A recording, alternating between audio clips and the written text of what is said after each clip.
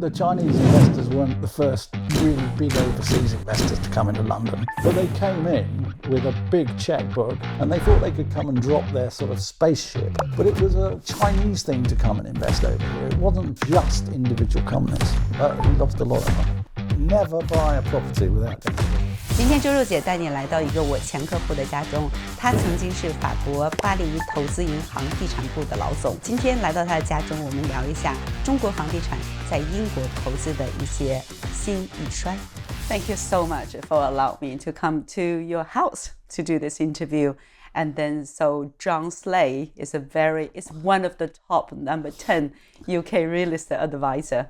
And then my old clients, I think, one of my old clients when I started to do my business. Less of the old. Less the old, right. Could you introduce to us about yourself first? I'm John Slade. Yes. I've worked in the UK real estate market.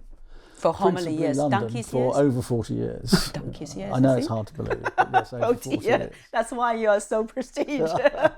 That's right. If you stay at something long enough, it's got to go well. Maybe. But no, 40 years. I'm predominantly London and predominantly investing in office buildings for income.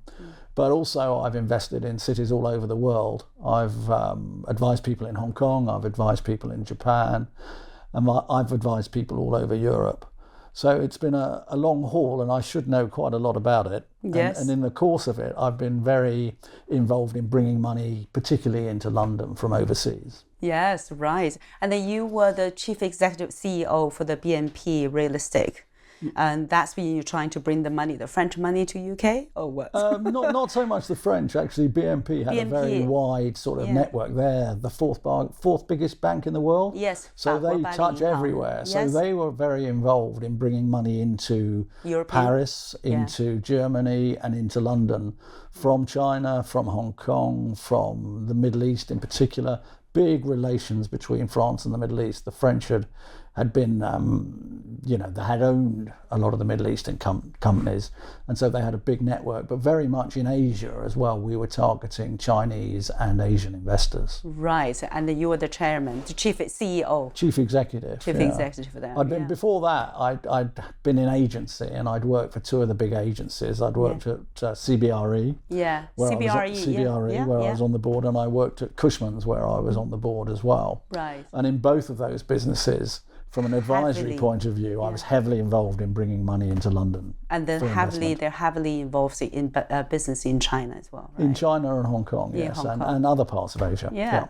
Well, since you've done so many years of business, like 40 years, and then I would say 10 years, Asia and China play a big part of it, like real estate investments, either the developer here, even the Chinese developers develop their property in London, or the huge investors for overseas markets, especially UK.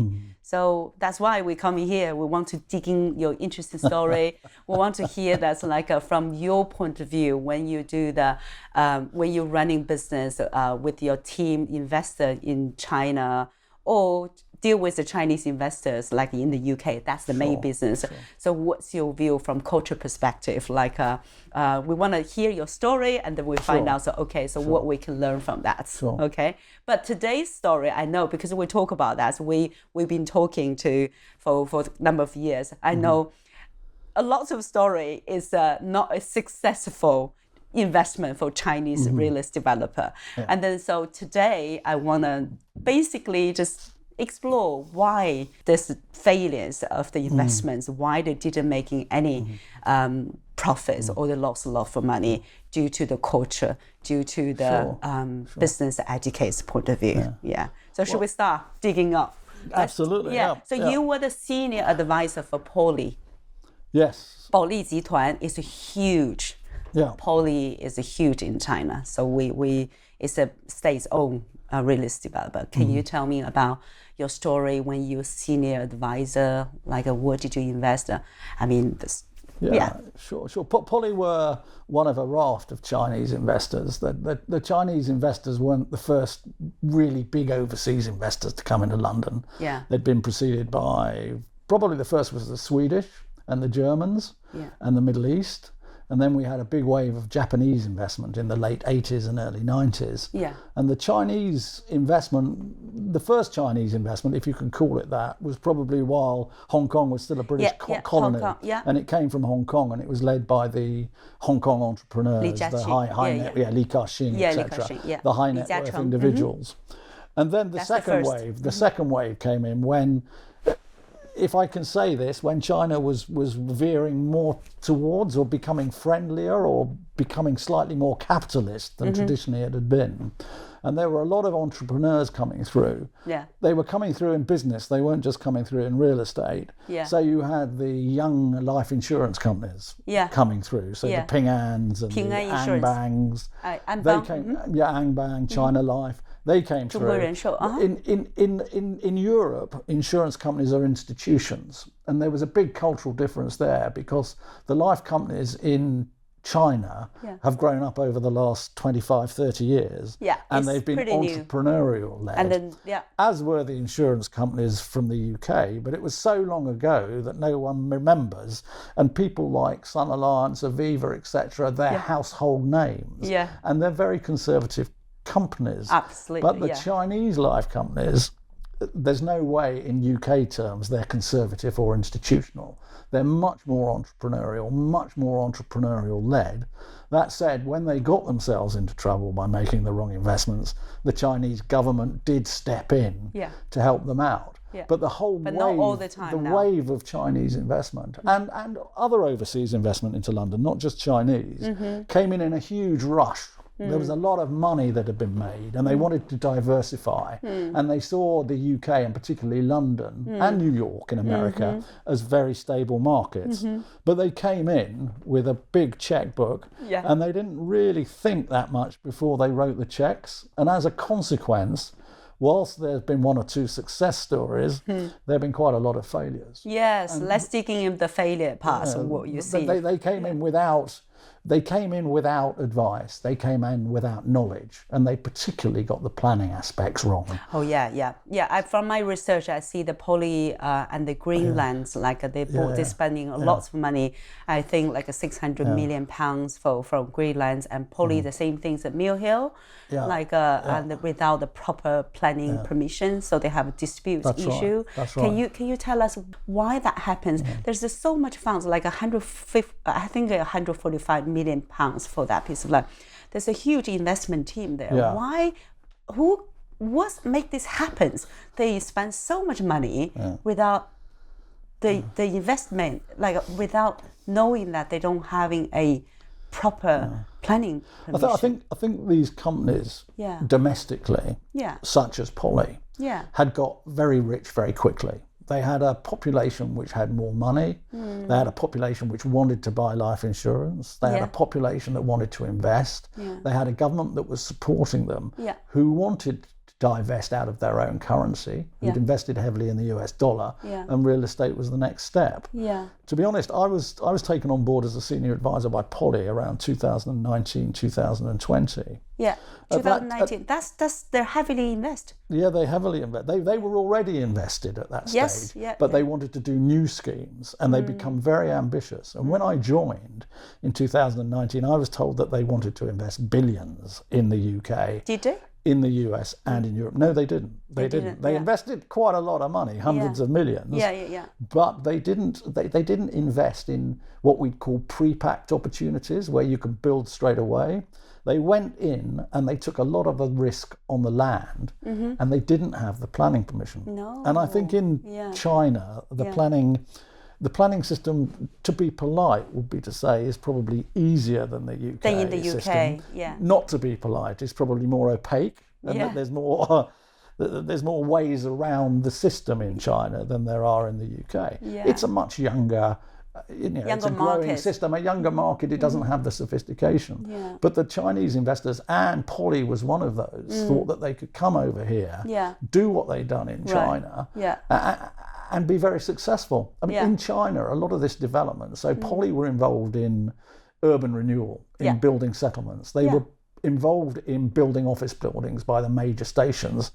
I've had the pleasure to travel on the Shanghai-Beijing Express, which is a hell of a train line. And at every station along the east coast of China, there's virtually a similar office development park by the station. Poly were very, very involved in that. Yeah, their pipelines near the tube station. I station. don't think they took a lot of time to get the necessary planning to put that together.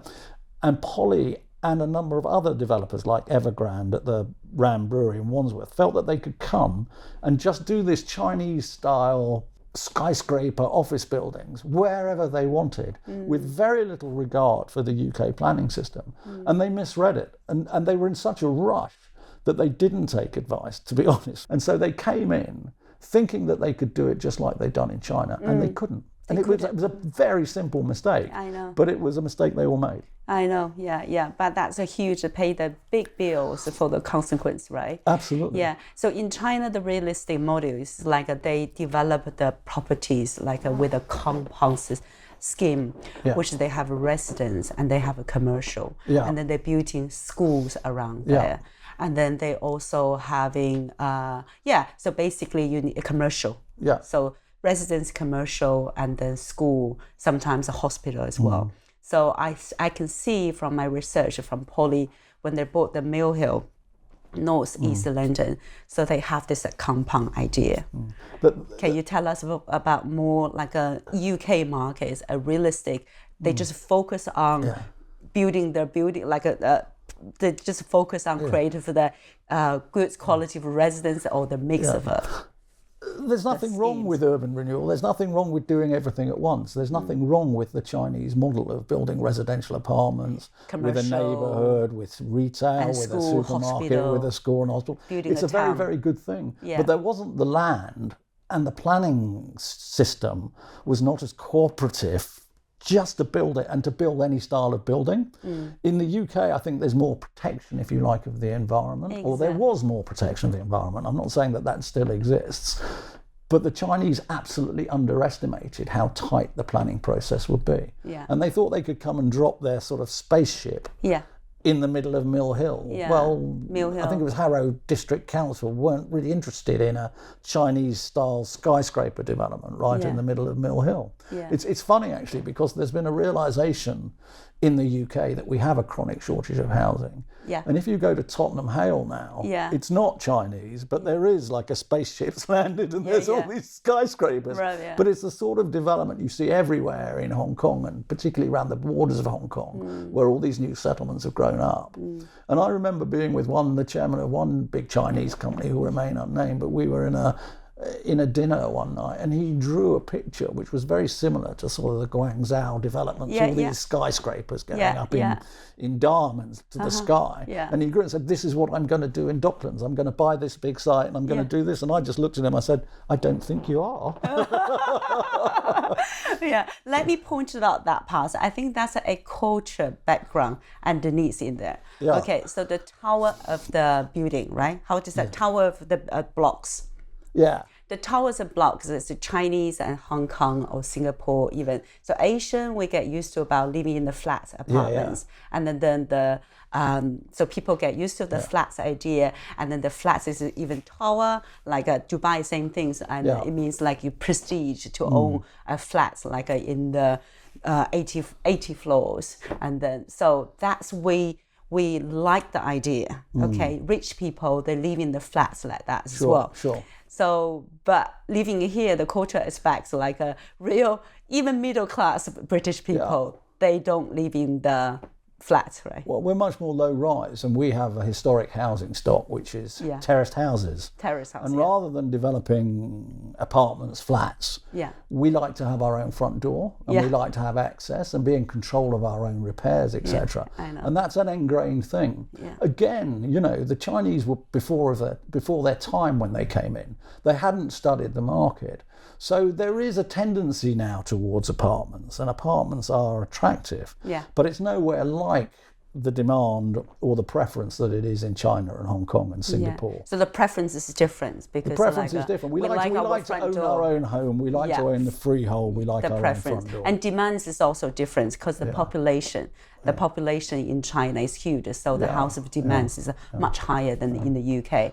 But the tower for building, I think, is still popular. There's still only among for the overseas investors, like say Chinese buyers. Even Dubai, Middle East, they like the power. They like their flats because they get used to move in because of the desert country, right? Yeah. So now, like I get phone calls from Chinese friends. Oh, we're coming here buy. Investor, like we want to buy property in the UK. I would say 80 or 90% of my Chinese friends, they come here to follow like some agencies, they buy a flat. For me living here in London, I say, okay, you can look at this area, Chelsea area, or like Surrey, but you can't find the flats there though, right? So that's the idea. I think a Poly saying that, okay, we're going to build lots of flats in the Mill Hill. They came in, there was, when I worked at Poly, I only worked for Poly for 9 months or a year because they changed their business plan totally while I was working for them. But when I came in, there was a lack of knowledge from them about the UK market. They thought they could do in London what they'd done in China. That's right, copy paste. The same business model. And they underestimated. There was also a lack of two-way information. Yeah. Not only, I was advising them on the London market, but they were never really sharing their agenda with me. Now, whether that was even you are the senior advisor. He was a senior advisor. It wasn't so much a lack of trust; it was more a fear of the unknown. Okay. Which I think is a deep-seated thing between the West and Asia, because the West, we all went over there in our trading ships in the 16th and 17th century, and there was huge fear. It wasn't so much distrust; it was fear breeds distrust. But actually, it's something which is ingrained, and it's not just with China, it's with Asia, but with China it's probably, China and Japan, it's at its zenith, where there's this lack of a two-way process. And even when I was senior advisor to Poly, they never really shared with me what their agenda was. So Mill Hill didn't work. Mill Hill, they developed out 2 of 7 phases, and they sold them, but they didn't get the prices that they wanted. And then surprising to me, within 9 months of me joining Poly, when I joined, they said, we want to spend billions in the UK and we want to go into Europe. And we're already in Australia. So they had this huge divestment overseas planned. But within 9 months, I got called up to London. They had an office in the city in King William Street. And they said to me, look, we're sorry, but we don't really need you anymore. And I went, well, why don't you need me? Well, what had happened is that Cameron had lost his way. He'd gone to the country and we'd come out of the European Union. And things had changed. When Cameron and Boris Johnson sort of departed, the deterioration in Anglo-Sino, Anglo-Chinese relations and UK almost changed overnight. In addition, there were 2 defining events. One was Huawei and the distrust of Huawei and their chips. The Canadian government, Western government, put the finance officer, who was the daughter of the chairman of Huawei, in jail. That was one defining moment. And the second defining moment was we told the Chinese that we didn't want them to invest in our nuclear power stations because we thought that was a risk. And what happened was the geopolitics changed overnight, and what had been a love affair between your chairman and Cameron descended into not hate but complete distrust, complete fear of each other. And Poly decided overnight to withdraw their investment not just in the UK but in the West, and they shut down in Australia and they shut down in the UK overnight. So they got left with Mill Hill. Where they've got 500 units unbuilt. And to this day, that site, because Poly don't want to take a loss on paper, that site has wooden hoarding round it. Also, at the time, I was involved with them and advising them on buying a 200,000 square foot office development at Marble Arch, where we'd virtually got to exchange, and they'd spent 6 figures in sterling, over £100,000 on solicitors' fees to get to that stage. And they pulled, it was 125 million sterling. They pulled out overnight. All right, And the next thing they were saying to me, would you mind us not paying your notice out? I remember we're not going to invest I remember in the UK we have anymore. a call that day. And it was a complete volte-face and about-face by Polly. And Polly weren't alone in that. Yeah. But Polly withdrew. Others weren't so lucky, the likes of Greenland and R&F, and that they were sitting on very large investments. They're larger and than they Polly, still right? and they still are. They still own like the one RNF like fully. They still own the Prestige like a residence. Yeah, they own one big site in Battersea, Vauxhall. Oh right, I got this. I remember this story. Like this is the project you specifically advised the chairman of the. Like RNF not invest, and they did. Tell me about that story. This is different. There's a lot of cultural differences in this meeting. I remember that's meeting is happens in Beijing, and then 9:00 in the evening. Yeah, I was called to a meeting when I was chief exec at BNP Paribas. I was called to a meeting with the chairman of RNF. Yeah. At his office in Beijing, and they said, "Do you mind? It was a Tuesday or whatever. Do you mind?" And I was terribly jet lagged. Do you mind coming to the office for 9 o'clock? 9 o'clock in the evening. 9 o'clock in the evening. In the evening. And I was jet lagged anyway. Anyway, I turned up and with some of my staff, and the chairman was nearly 2 hours late. 2 hours late. I thought, this isn't very good, is it at all? And I thought, in the West, if you turn up for a meeting after 9 o'clock at night, you're usually offered some refreshment, and I thought, we might get a nice glass of wine from the chairman. 9 o'clock. Nice glass of wine. It was by the time he came, it was 11:15, and but we were presented with a very lukewarm cup of Chinese tea. Where's my cup of tea, by the way? Lukewarm. We then, I'm getting my revenge, you see. He's the chairman. We then had a meeting for about an hour and a half, and he showed me the plans of this huge scheme in Vauxhall, and I said, I'd be very careful about Vauxhall. The Chinese liked Vauxhall because it was tower blocks, and they were very familiar with the type of development. Yeah. And I said, I'd be very careful with Vauxhall because I think it's going to be very oversupplied. And he also showed me the plans. Oh, you said there's an oversupply. Oversupply. Okay. Yeah. And he also showed me the plans of a very nice block up at Lord's in St John's Wood. And St John's Wood is a very low supply, high demand, nice London, inner London, rich place. Mm-hmm. And every time I would have chosen to do the development in St John's Wood, particularly as an overseas investor, rather than a tower block down here in Vauxhall. Mm-hmm. And I told the guy from RNF, the chairman, I really wouldn't touch Vauxhall. I'd go to St John's Wood, It's much more secure. It's a lesser amount. You've got the demand. Values are proven. So the chairman of RNF bought Vauxhall. So second day? No, he bought it. So I got no cup of tea, no glass of wine, and he bought Vauxhall. So it wasn't a very successful meeting, that one. It wasn't a successful meeting, but what that tell you from cultural perspective? There was a rush. There was a rush on to invest in the UK. There was a rush on to divest from China. Yeah. And really nothing was going to stop them. Yeah. And I think it wasn't individual companies. It wasn't just entrepreneurs.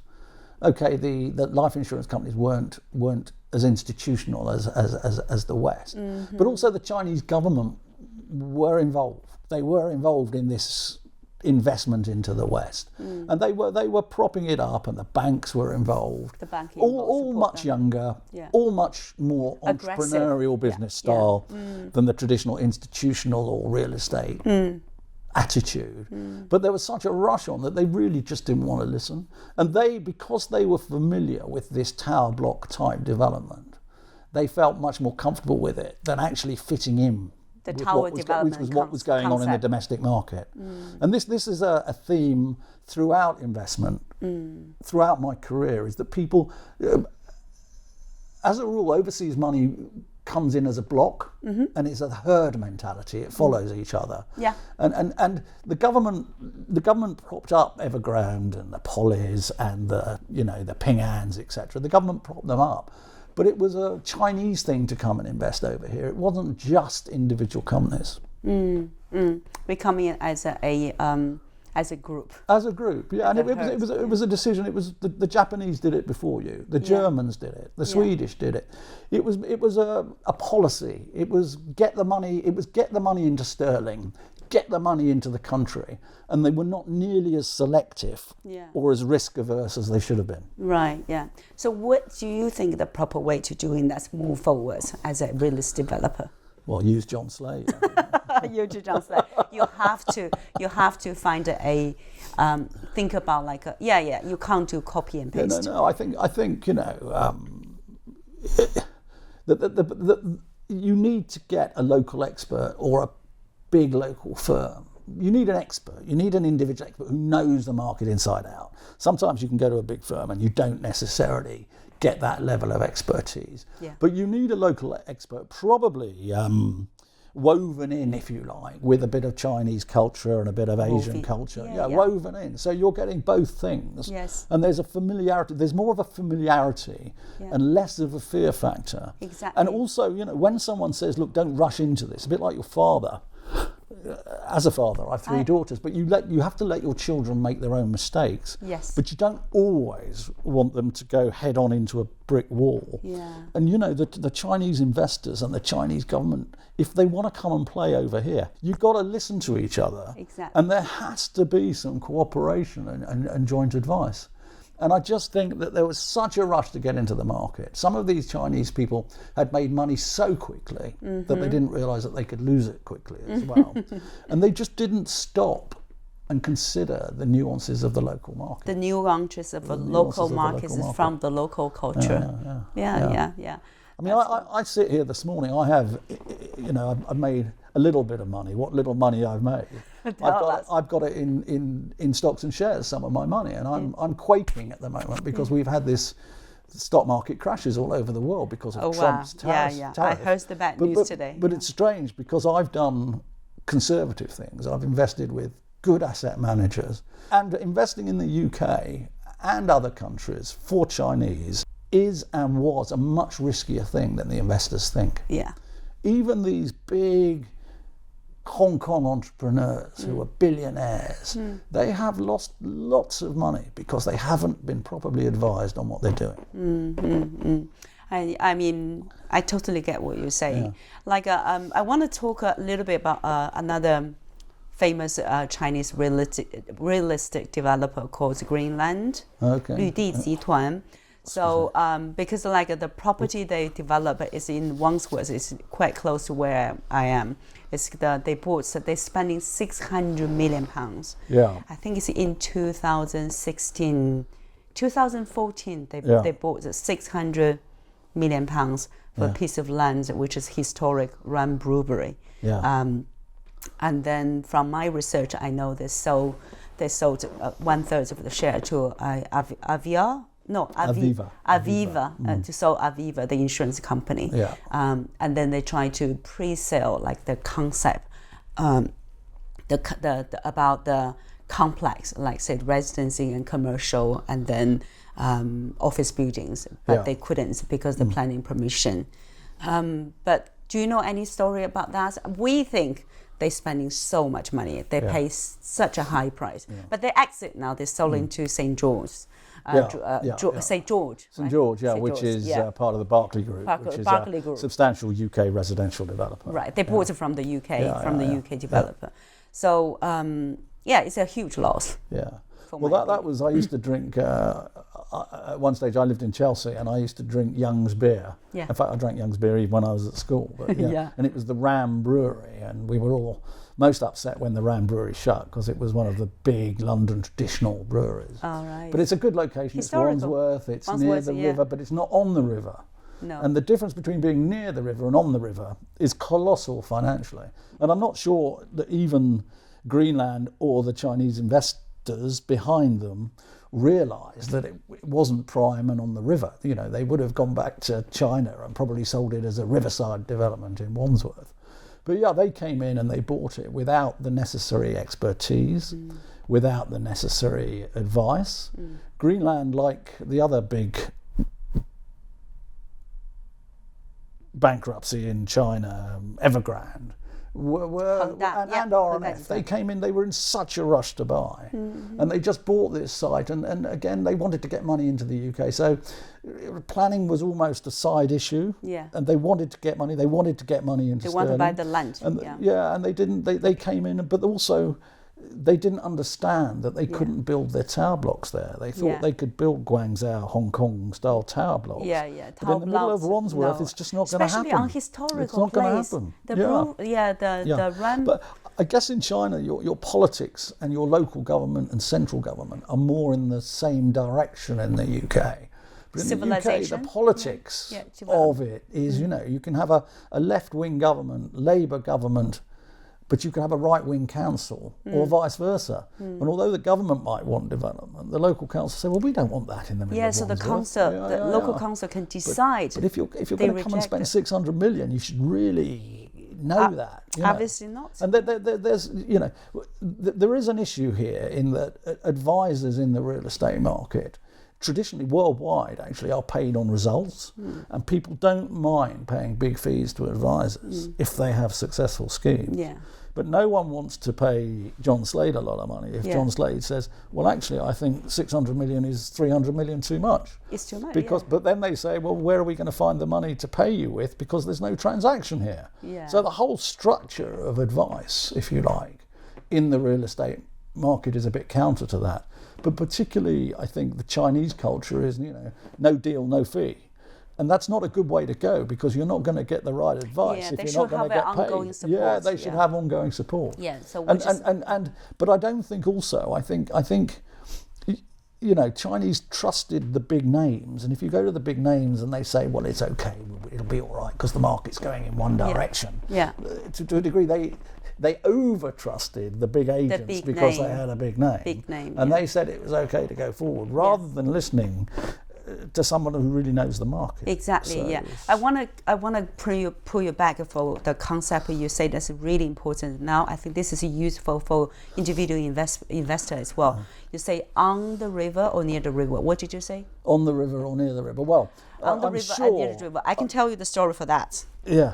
So I want to basically why we want to talk about that is because I think as an individual Chinese investor or biggest scheme we talk about real estate developer, they were cheated for this concept, the river. So the river, wherever you're near the river, you have a riverside and you have a big potential, really high up in the markets.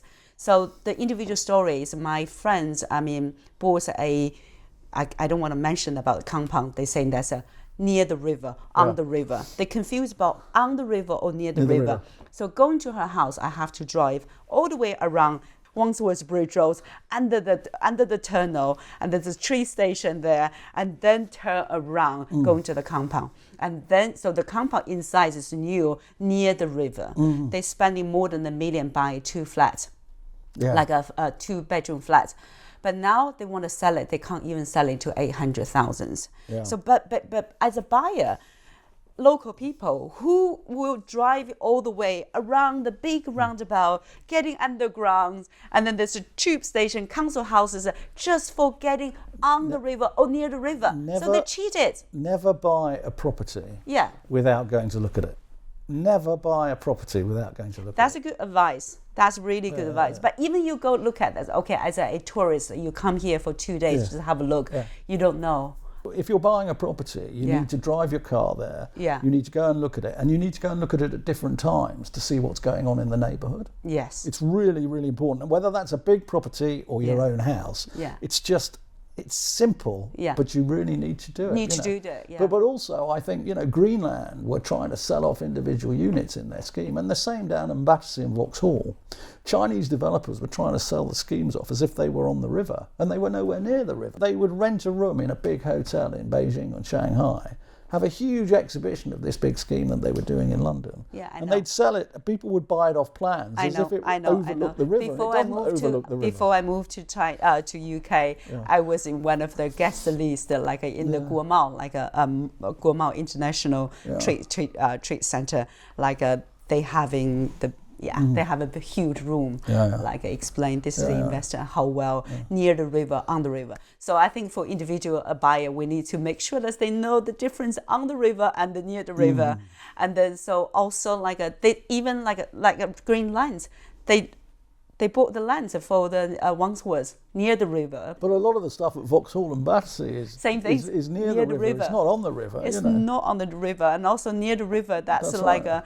It doesn't mean that's like you have. And it depends on the view, doesn't it? We had a friend, Shane, who we both knew when you were advising me on what I should be doing with the Chinese. And Shane lived on the river, but you could hardly see the river from his flat, and he lived right on the river. Yes. So you need to see your view before you start committing your money. Exactly. Even like he lived in that area, like near the river, but the whole idea to getting that flight, like we need to go from the other side, is you have the river view, but it's not a good place to buy. There was another Chinese developer who bought a big swab of land at Royal Albert Dock in the Docklands, a company called Advanced Business Centres, I think it was ABP. They bought a Royal Dock, and they were going to create an Asian/Chinese business centre down there. Well, Royal Albert Dock is miles away from the city and miles away from the other business centres of London. But the Chinese buyer still bought it, despite the fact locationally it wasn't any good. And it didn't have any direct communications to the city, etc. No. But there was still this rush to invest overseas, and he thought he was doing a good deal. Yeah. And Boris Johnson was involved. Boris was encouraging them to do it. Of course. And you know, the developers now died, I think, but he lost a lot of money. Of course, yeah. I mean, yes, nowhere near. I mean, to building the third business center, it's different to building to build an Asian business centre, to be honest with you, in an international city. Yeah, it's a good idea, but it doesn't need to be that big because the Asian businesses need to be in the international community. Yeah. That's what they're there for, to do international business, not just to do Asian business in London. I know, yeah. I want to bring you back to the first conversation. I mean, as a business psychologist, I catch you what you're saying as the untrusted, the not trusted with each other as a partner, and then the fear of unknown, right? So I understand from Chinese perspective, okay, so we are still untrusted. I would say that's like take some time to build your trust, and then they think you are the foreign advisor, so they will, as you say, that they don't involve you with the decision making. That's a lesson need to be learned. But how did you deal with that? So like from vice versa, when you do business transactions in Asian, like what did you do? Like to build the trust and to behave like a local person. What's your story from the other side? As we sit here this morning, different subject, but I should think the Chinese confidence in the West has taken a further knocking because of Trump's tariffs. But that's it. So how did I do it? I sat and took advice, as I took advice from you. Yeah. I took advice from local people. Yeah. And I took advice from local people who were in business. Yeah. In fact, I didn't meet a lot of people who were in the real estate business till I started going to see the real estate people. But actually both in China and in Japan, I actually got together with people who were in the media, like yourself, who helped me to market myself, to brand myself, but helped me very much with the culture. So they actually, you know, and as you show me, you know, when you go into a meeting with Chinese people, particularly in their own country, it's a completely different ball game to having an informal meeting in London or in New York. It's very different. So you have to take that advice and you have to try and not immerse yourself. If you try to immerse yourself, I think you go too far. Yeah. But you have to adapt. Yeah. You have to be a little bit of a chameleon. Yeah. And you have to act the way that your Chinese advisor tells you how to act. So I tried to win their confidence. To win their confidence by getting to know them. Yeah. To win their confidence by giving them good advice. Yeah. To win their confidence by being honourable, which is a two-way street. But, you know, there's a lot of background work that needs to be done. Yeah. If rather like Chinese coming to invest here, my regret with Polly is that it lasted such a little time. I was at the end, if you like, of the Chinese wave of institutional Chinese investment into London. And it was little time. Had I got to know them better, I could have been more integral to what they were doing. And it's very telling. Even businesses that do a lot of business between China and the West, how little swapping there is of executives or swapping of board members. You very rarely, in Hong Kong, you quite often see a UK player or an American player on the board of the company. Yeah. But if you go to China, the Chinese mainland, very, very rare you might have a senior advisor, but with regard to strategy, you won't get someone, and it's the same the other way around. You won't see, companies like Jardines, who are the noble house, if you like, in Hong Kong.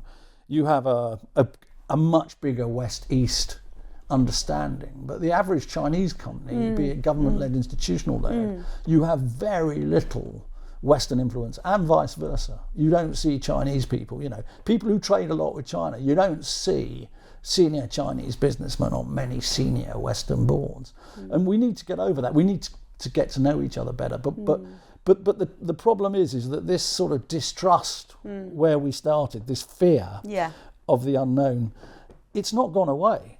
It's not gone away at all. There's probably as much fear of each other's motives and as much distrust. It's sort of inbred. It's like civil wars in Africa. It's inbred, this distrust.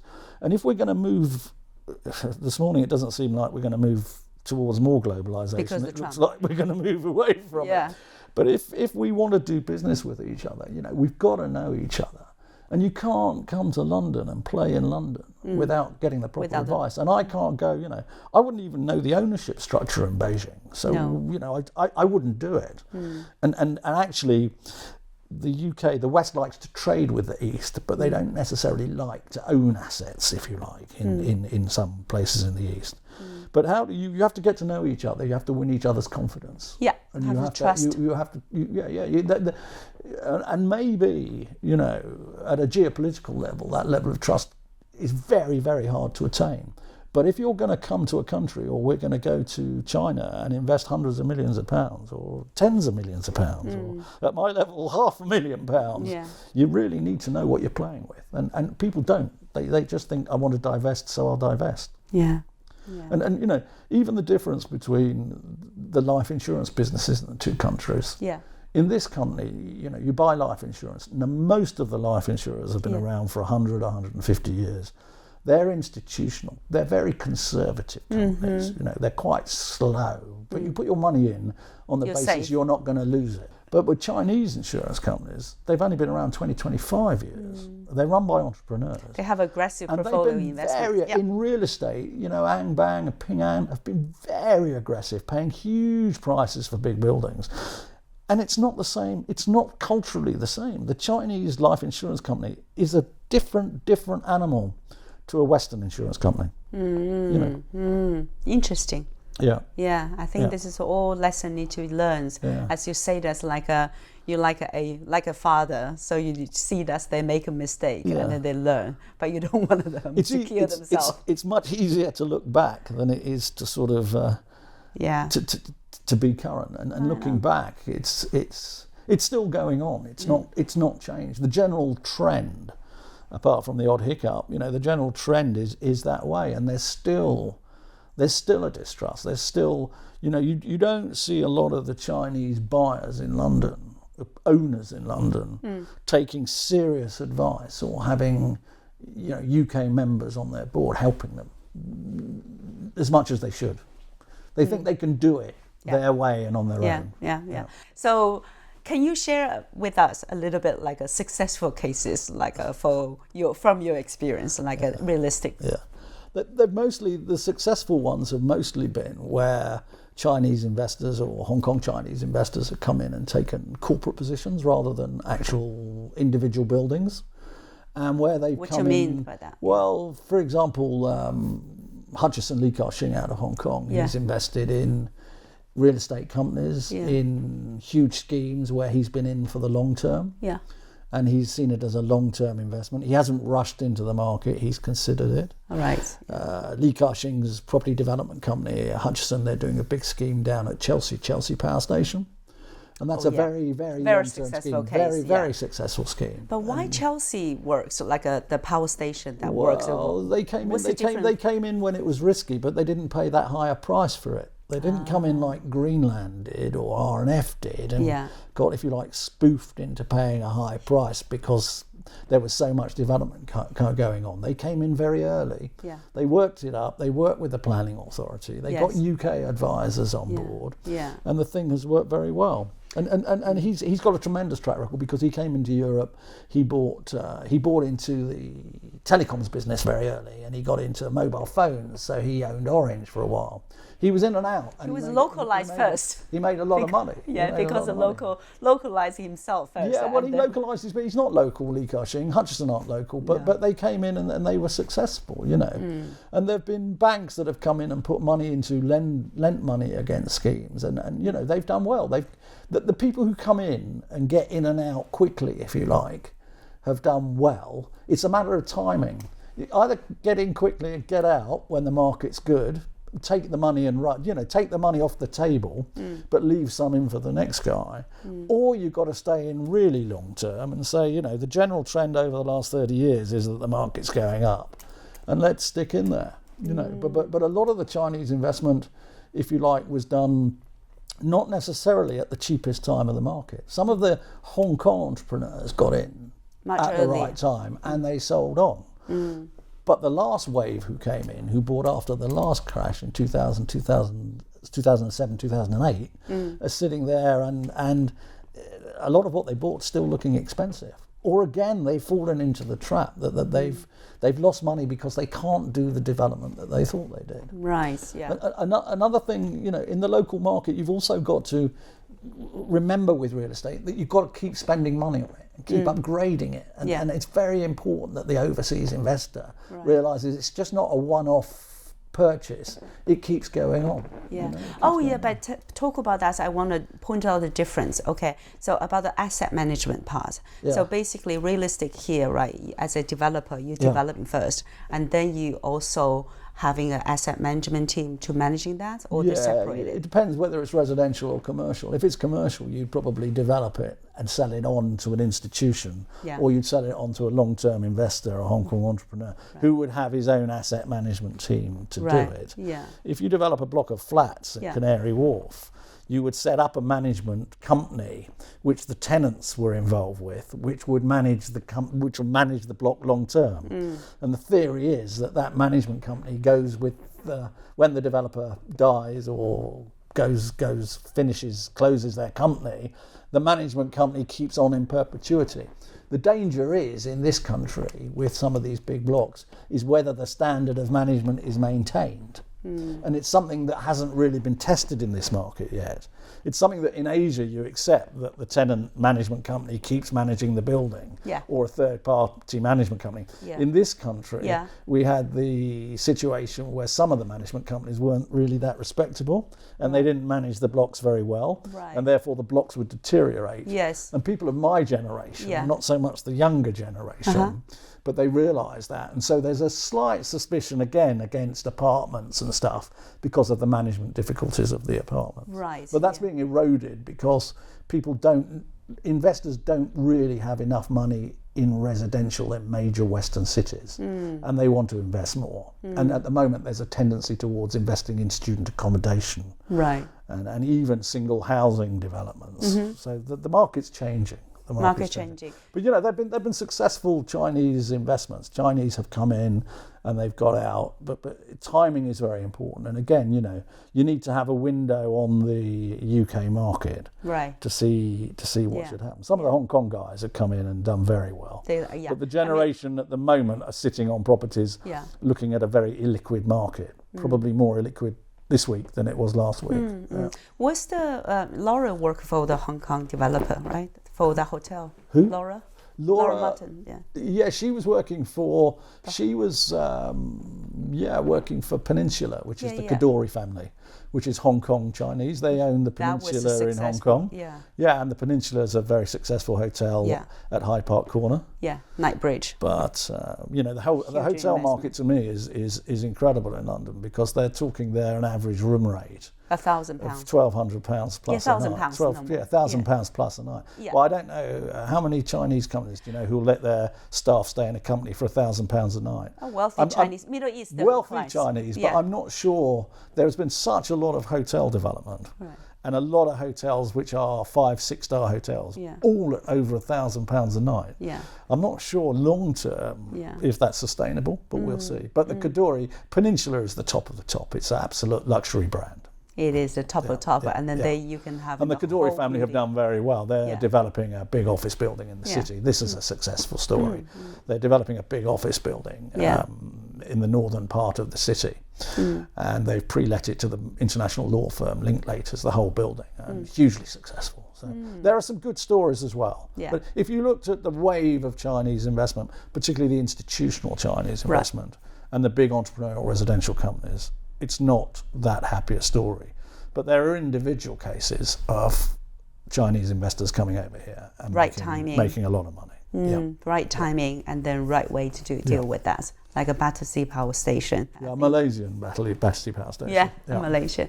Right. So I think the last bit is like let's talk a little bit about your advice for individual investors. Yeah.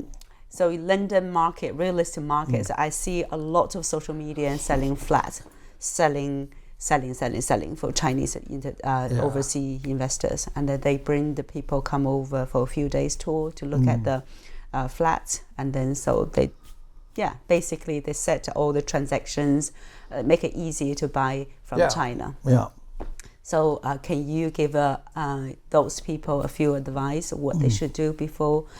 Why is the London real estate market still good to buy? Consider about the global markets. Consider about the London's economy, and then whether it's still worth to invest their money in the London real estate market as an individual. The first thing is, if you're spending hundreds of thousands of pounds, is get on a plane and come and see it. And drive around it and get to know the neighbourhood before you buy it. Okay. Absolutely. Absolutely necessary. You're pay business flights and then get a driver. Just because it looks like what you get at home doesn't mean that it works as well in the market here. No. So, Vauxhall is still oversupplied. Yeah. Vauxhall, some of the places down there still haven't got the value that they had when the Chinese bought them 10 or 15 years ago. Yeah. That said, the marketing and the market is not as bad now, and there is more acceptance of the apartment market. Yeah. Because build it and they will come. Well, it was built and they didn't come, but they're coming now because the tube station has gone in there. Battersea, Vauxhall. The market's much better now than it was. Yeah. Yeah. So London's good. London's stable. Politically. It still is, despite everything that's going on. It's still stable. The depression's coming. Depression's coming, but our tariff is 10% compared to China at 54 and Europe at 20. You know, so London is still stable. We're a conservative, even though we have a Labour government, we are still a conservative country. Also, you have an undersupply of housing. Be careful, if you buy in a big tower block in Vauxhall, it may be very difficult to sell it, but you'll probably still let it because there's a shortage of housing. Yeah. So it's a stable market, but look at it. Don't take things for granted. Don't buy even off a Chinese developer and think that everything he tells you is right. Yes. But the market is undersupplied. Yeah. But spend a little bit of money on some advice. Talk to your friends who live in London and see what their experience is. You need to do some research into the market. You need to not just follow the advice from the agency. Overall, it's good. We welcome overseas investment. Overall, it works for people. But the people we've been talking about, the Evergrandes and then the Ping Ans and Ang, colossal investment. Huge risk profile, even though they thought they were being conservative.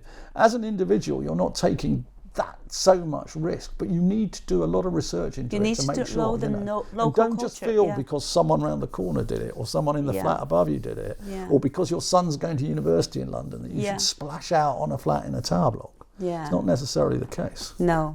So you need to see the place, also know that's the supply ratio. Yeah, know the market. Know the market, and then also the Chinese buyer, they pay a lot of attention about the schools around the flats.